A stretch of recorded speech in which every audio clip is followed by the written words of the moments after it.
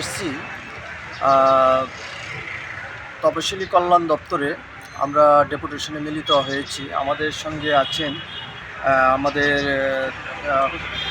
৩ নং বিধানসভা কেন্দ্রের বিধায়ক নয়ন সরকার এবং আমাদের যে ছাত্র ফেডারেশন, এসএফআই এবং টিউসির নেতৃত্বরা আছেন এখানে উপস্থিত। আমরা এসেছি মূলত বিশেষ করে তফসিলি কল্যাণ দপ্তর এবং ওবিসি কল্যাণ দপ্তর এবং তফসিলি উপজাতি কল্যাণ দপ্তরের অধীনে যে ছাত্রছাত্রীদেরকে যে স্কলারশিপের টাকা সঠিক সময়ে আমরা দেখছি সেক্ষেত্রে প্রদান করা হচ্ছে না।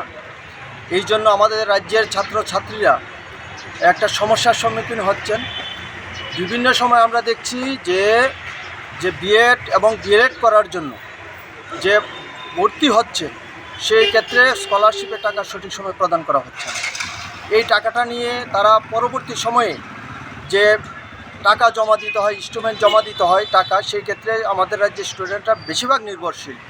আমরা দেখছি বিগত সময়ে আমাদের যে স্টুডেন্ট ফেডারেশন বা টিএসইউ যারা আছে তারা বিভিন্ন সময় ডেপুটেশন দিয়েছেন, ধর্ণা দিয়েছেন, সেই ক্ষেত্রে তেমন কোনো কর্ণপাত হচ্ছে না। আমরা আজকে আমাদের যে স্টুডেন্ট ফেডারেশন এবং যে টিএসইউ নেতৃত্বদেরকে নিয়ে আমরা বিধায়ক দল এসেছি, ওনার সঙ্গে মিলিত হব এবং আমাদের পক্ষ থেকে দাবি থাকবে বিশেষ করে সঠিক সময়ে ছাত্রছাত্রীদের যে স্কলারশিপের টাকা যাতে মিটিয়ে দেওয়া হয়।